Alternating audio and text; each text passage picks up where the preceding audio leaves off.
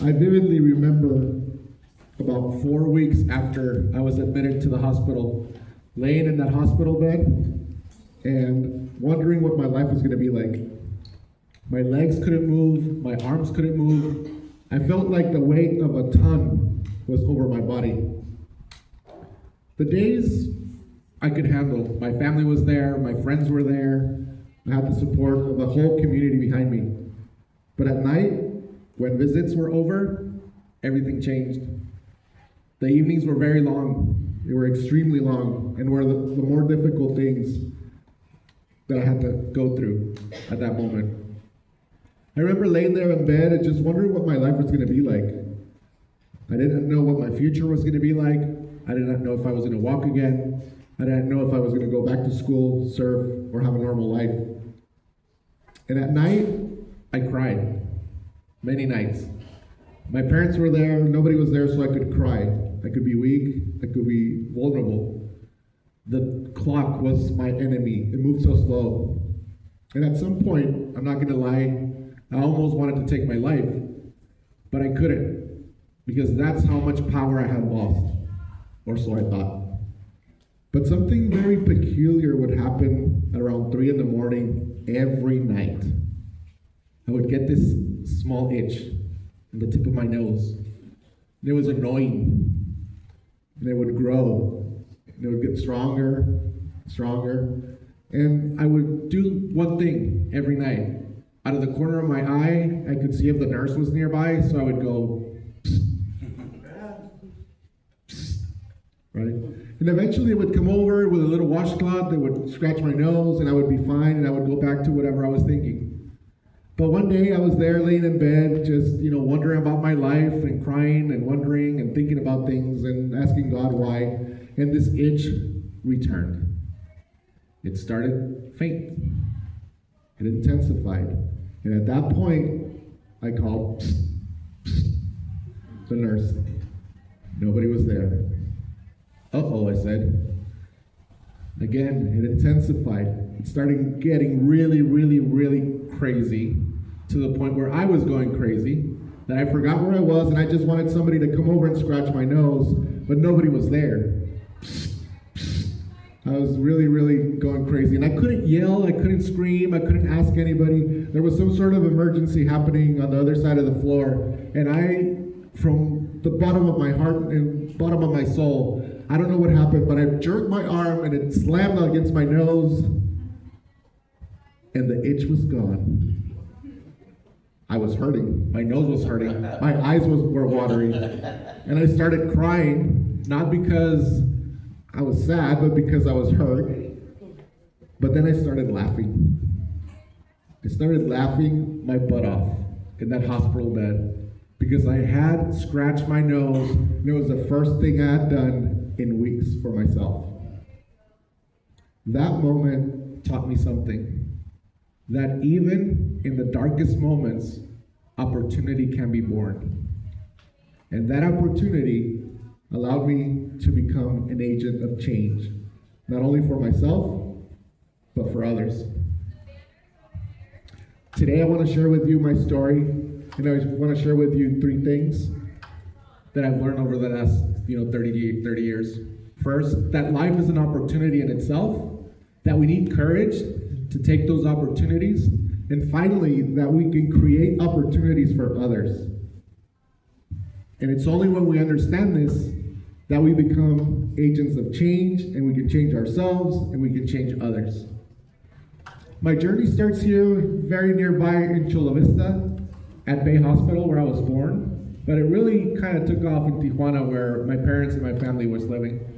It was my parents living in Tijuana, my brother, middle brother, and my younger sister, and we were a really great family. We moved to the community of Playas de Tijuana in 1988, where I took up surfing.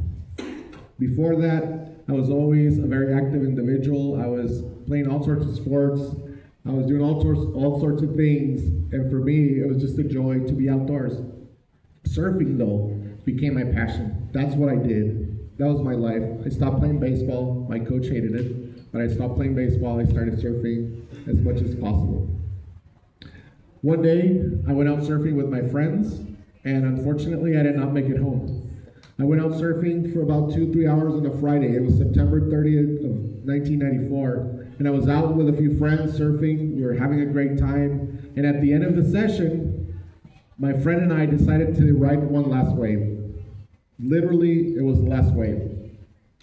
I remember seeing the glimmer on the top of the wave coming, and I looked at my friend Pablo and I said, let's ride it. It's the last one, let's go. So we started paddling, hooting and hollering and whistling, all excited because we were gonna ride one last wave. We flipped around, started paddling, and I could feel the power of the ocean pushing me, and we started riding it. I looked over to my right, Pablo was riding the wave, I was riding the wave, but something happened between that point and the shore that I didn't make it there. Pablo made it, and I decided at some point to dive off my board into the water and hit the bottom of the ocean head first. At that moment, everything changed. My body went limp. It was like somebody flipped the switch, and my body was paralyzed. I was floating face down in the middle of the ocean without being able to move. Fortunately, Pablo was there that moment. He realized I was hurt, pulled me out of the water, and knew it was an emergency, and called friends. It took a while, but emergency services came. I was in Tijuana, so it took a little bit longer. Eventually, I ended up at the Red Cross over in Tijuana, and it was there and then where my family gathered, my friends gathered, and my dad was told by a good friend that if I didn't come home to the United States, and if I didn't make it to the hospital over here, I was not gonna make it. So they took me in an ambulance to the border, a helicopter picked me up at the border, and flew me to Mercy Hospital in San Diego, and that's where my journey started. A second opportunity at life. And that's where a lot of things happen. A lot of small victories happen, like the itch and other victories. It was long nights, long days, a really long journey and very difficult moments. But a lot of things happened that helped me understand that I did have the future. I did have an opportunity to move forward. The itch, conversations with my dad, conversations with friends, and really just small victories that I started celebrating when I realized I did have a future, that I could move forward, and I could have a future and hopefully a career. Through the help and support of my family and friends, I was able to get better. I was able to move into our home, leave the hospital, breathe on my own. I had to learn how to brush my teeth, how to put a shirt on, how to comb my hair sometimes, how to eat again. Things that I had taken for granted, things that I would do on an everyday basis, things that you can do on an everyday basis, but we all take for granted. I learned how to do all those things again. Some of them would help with others.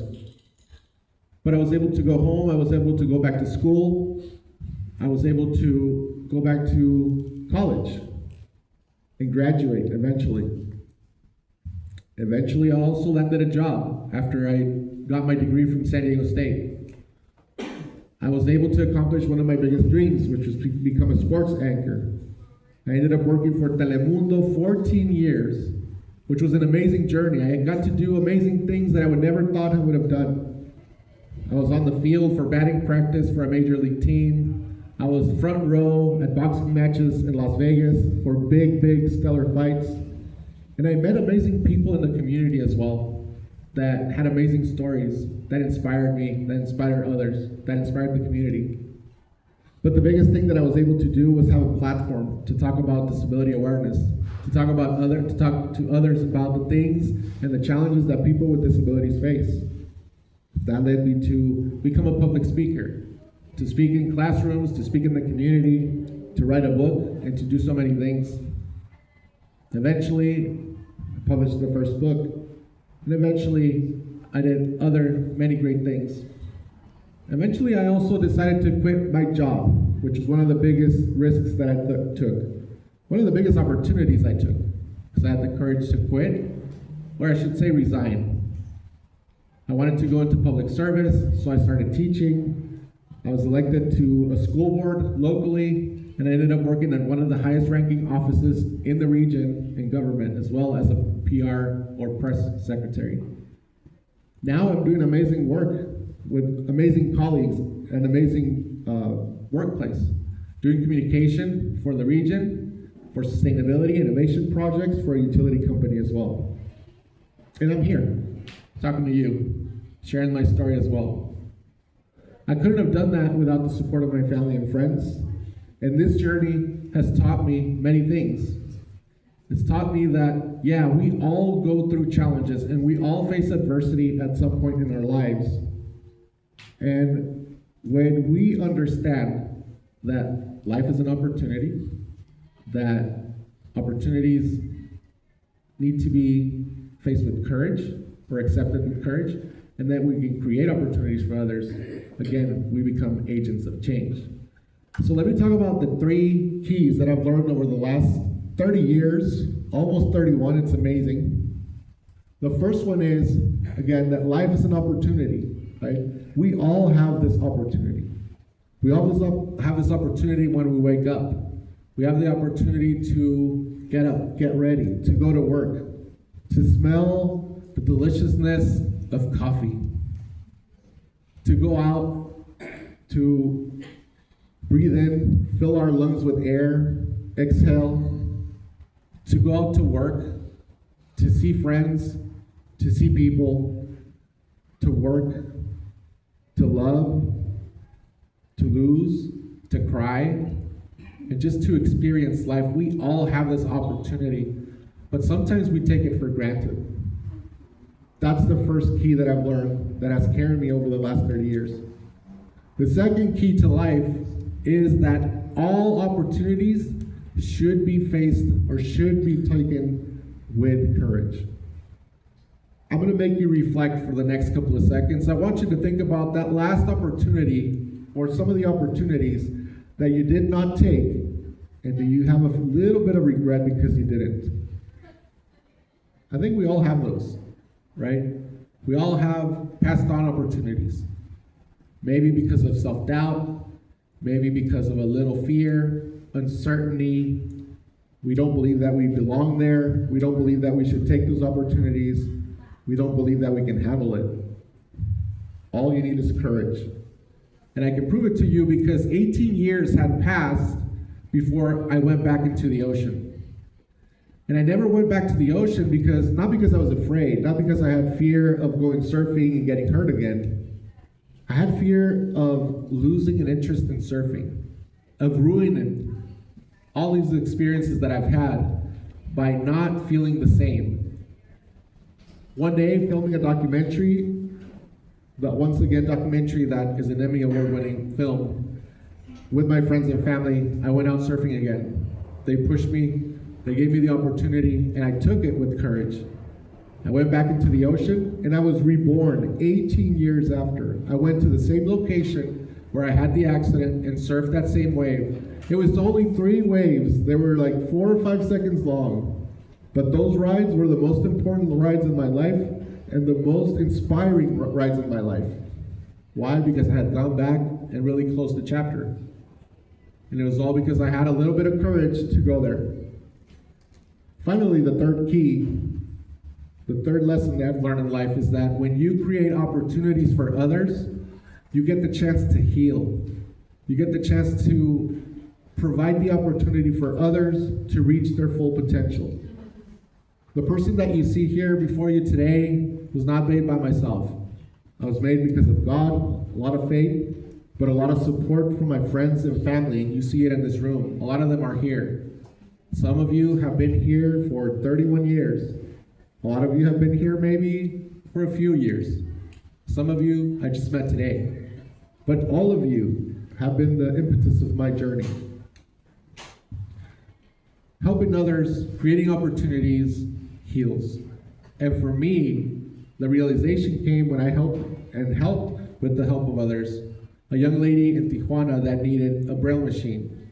She was vision impaired, and she needed a Braille machine so that she could continue her education.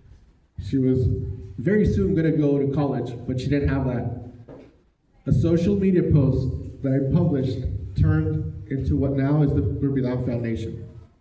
That social media post snowballed, and a lot of support came in. We were able to provide that Braille machine. And today, I am proud to say that we're celebrating 10 years of the Gurmilan Foundation. Wow.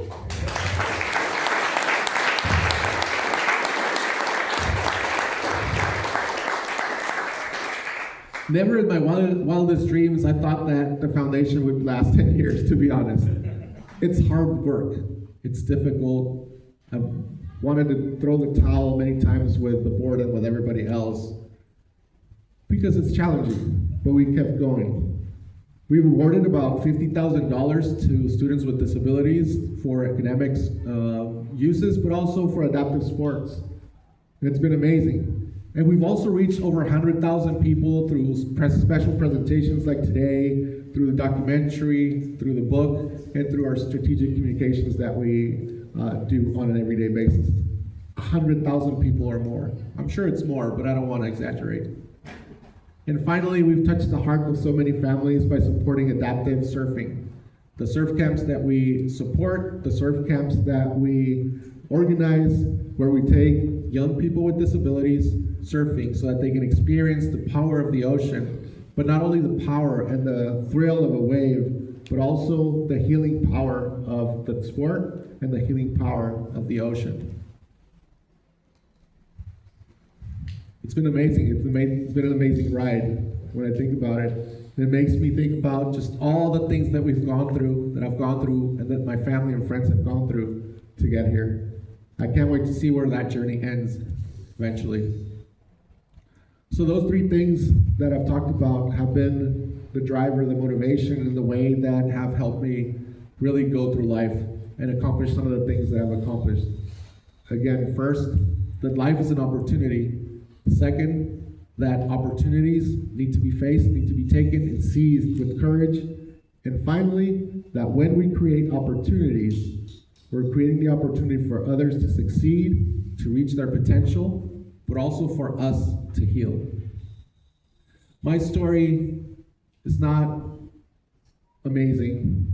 My story is not different. My story resonates with you. My story resonates with others because it's your story. It's the story of everyone that has felt the weight of the world on your shoulders, when you felt like the walls are closing in, when you felt like you just can't go on. That's your story. It's my story. When you think like you just can't go on and you just want to throw in the towel. But the next day, you woke up and you decided to move forward. You decided to continue moving, to continue working, to continue your relationships, to continue living. That's why my story resonates with you. Not because it's special, because it's very relatable to your everyday life. I'm going to leave you with one last thing. Opportunities sometimes will come to you in many ways. Sometimes they're disguised as pain. Sometimes they're disguised as challenges. And they're never comfortable. Sometimes they're going to be uncomfortable. Sometimes they're going to be a challenge, but they're going to be there. You just have to have the vision to see them. And if you have the courage to take on them, you're going to come out the other side a different person, an agent of change, not only for yourself, but for others, someone that believes that life is an opportunity in itself, that opportunities need to be taken and seized with courage, and finally, that if you create opportunities for others, you can heal, and others can reach their full potential, transforming yourself and your community. Thank you.